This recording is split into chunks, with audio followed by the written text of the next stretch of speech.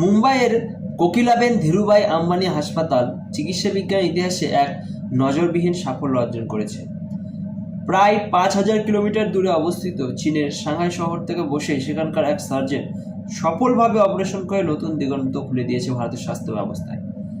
এই ঐতিহাসিক cross border remote robotic surgery পরিচালনা করেন খ্যাতনামা ইউরোলজিস্ট ডক্টর টি.বি. যুবরাজা।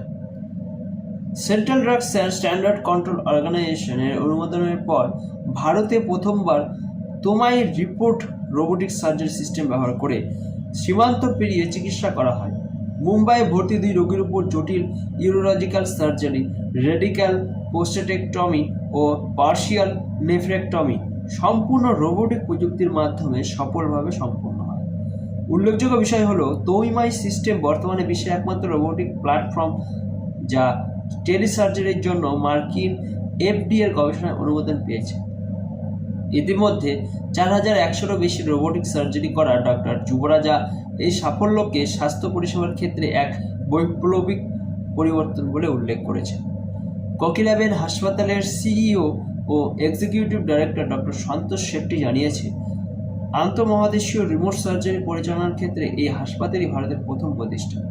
মুম্বাই ও সাংহাইয়ের চিকিৎসক, নার্সিং স্টাফ, প্রযুক্তিবিদ ও ইঞ্জিনিয়ারিং টিমের যৌথ প্রচেষ্টাতেই এই অসাধারণ সাফল্য সম্ভব হয়েছে।